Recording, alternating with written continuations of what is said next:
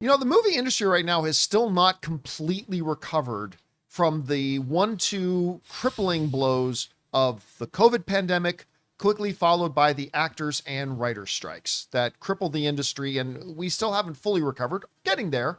2026 looks like it's going to be a fabulous year. Already is so far. Well, in an attempt to head off such a thing happening again, the studios and SAG-AFTRA, I should say, the actors union, have already started their negotiations. One of the big gripes I had when the strike happened was that they didn't start negotiations till a month before the deadline. Yeah. And it's what are you guys doing? Well, they decided we're not going to make that mistake again. Even though the deadline in the contract they have doesn't expire until June 30th, they already started negotiations. And now they've ended negotiations and they have no deal. No deal was reached. However, this is why they started early, and neither side sounds like they're panicking, and they're saying, yeah, we made some progress. We're going to go back to it in a month or two. Anyway, the folks over at the Hollywood Reporter write this: SAG-AFTRA and the studios failed to reach a deal, negotiations to continue later this spring. Hollywood's waiting game isn't over yet, as SAG-AFTRA and the studios failed to reach a deal on Sunday, the final day of their primary negotiations period. The negotiations over the union's next 3-year deal, covering film and TV work, are now set to continue later this spring ahead of the contract's June 30th expiration. SAG-AFTRA had previously scheduled this backup period for additional talks in case their first didn't yield an agreement. Now, again, SAG-AFTRA didn't sound like they're panicking. They said this: SAG-AFTRA and the AMPTP, that's the motion pic, those are the producers, completed productive bargaining sessions, including going several days beyond what was originally planned. While we continue ongoing conversations, formal negotiations will resume later this spring as planned, before the current contract expires on June 30th, SAG-AFTRA and the AMPTP said in a joint statement on Sunday. All right. Two big differences from what's happening right now to what happened when the strike occurred. Number one, they're negotiating early. They understand these things are complex. We're going to hit snags. There might be some things that are going to take us some time. Let's not leave it to the 11th hour and then run out of time and have to have strikes again. The second big difference, if you guys remember this a few years ago, even before the negotiations started, it was vile, nasty attacks verbally from the studios and from the unions, from the writers union and the actors union and the producers in the studios. It was finger pointing.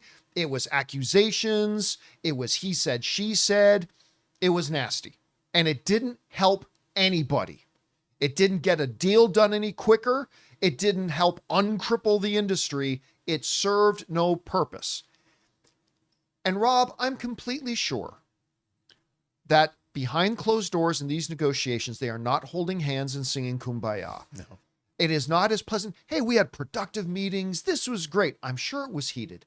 I'm sure voices got raised. But you know what? That's fine behind closed doors. That's fine. What they agreed upon was when we go outside of the doors, we're being productive. Conversations are ongoing. We stay positive. We focus on the goal. And you know what? I think that can go a long way. I really do. I do not believe for 1 second, I've said this before, I'll say it again. I do not believe for a second we are even at the threat of having strikes again.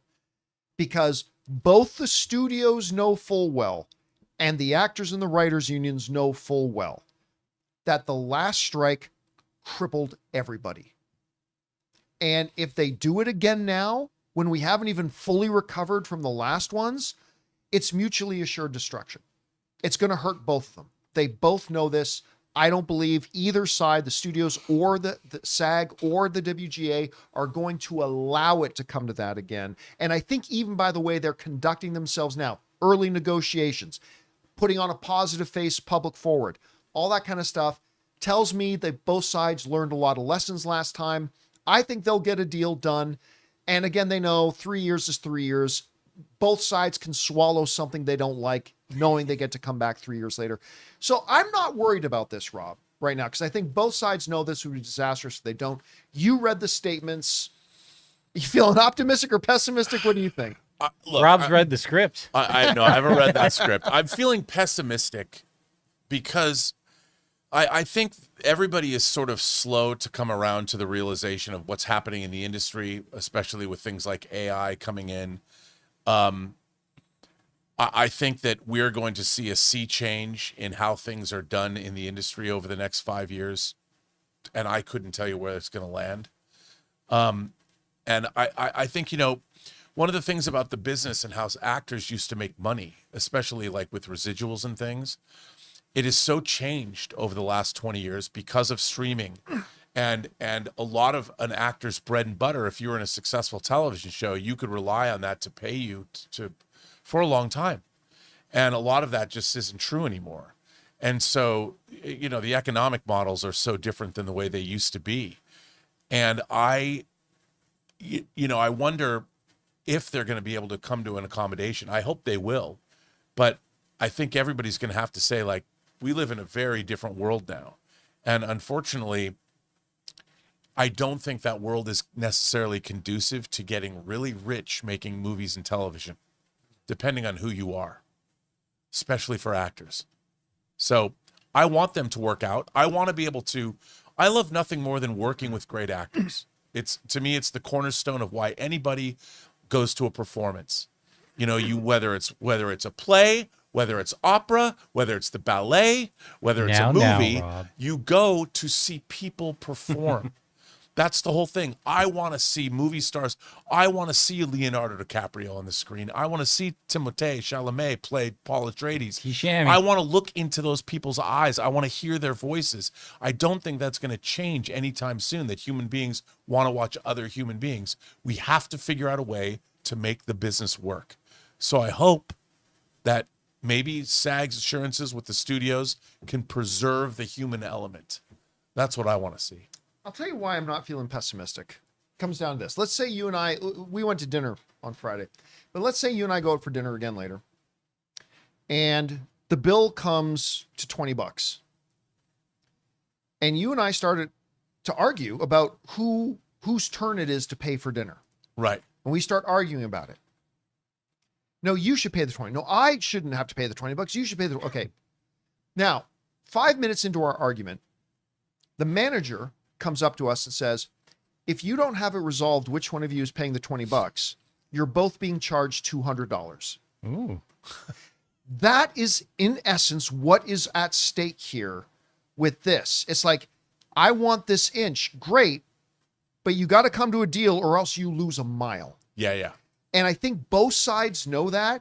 So, like, you and I would figure out a way to figure out which one of us is paying $20 or how we're going to split Well, it. I get my friend Alvaro to pay, like. Get him to pay. Yeah. Because neither of us want to pay $200. No. And that's what's at stake here. Both the studios and the unions are like trying to gain a few inches. Yeah. But if they don't come to an agreement, they're each going to lose miles. That and $200 they know that. That $200 bill in real life are the personal loans that these people had to take out in order to pay their rent while they weren't working. Yeah. So, I mean, I think they'll get it done, but I've been optimistic about things before that hasn't turned out. We want to take a second to thank a sponsor of today's video, Factor. Hey guys, you know how it is. Between the daily live show, tracking the latest box office numbers, and planning our next movie meetup in the van, my schedule gets absolutely hectic. Now, somewhere between the first warm weekend and realizing short season is getting close, eating well stops just being optional. Factor is how we stop letting a busy schedule be our excuse. They provide fully prepared meals designed by dietitians and crafted by chefs. I had their smoky Gouda mac and shredded beef after a long editing session last week on that Spider-Man Rights video I did, and it was amazing. So whether you're looking for calorie smart options or the new Muscle Pro collection, which is perfect if you're getting back into a workout routine, they have 100 rotating weekly meals to keep things fresh. And the best part? They are always fresh, never frozen, and ready in just 2 minutes with zero prep and zero stress. I love it, and I think you will too. So head over to factormeals.com/Campea50off and use the code Campea50off to get 50% off and free breakfast for a year. Offer only valid for new Factor customers with code and qualifying auto-renewing subscription purchase. Make healthier eating easy with Factor. Anyway, guys, question is for you. What do you think about this? The actors and the studios were not able to come to an agreement yet, and that's why they started negotiations early. They still have plenty of time. I think they're going to get things done, no problem. Are you a little bit more worried about it, though? Whatever you guys think, jump down to the comments section below and let us know your thoughts. Hey guys, thanks so much for watching this video. Make sure you like the video, leave a comment, and subscribe to our channel. And don't forget, we have a daily podcast called the John Campea Show Podcast, available on Apple Podcasts, Spotify, or your favorite podcasting app of choice. Go and subscribe to it today so it'll be there when you need it.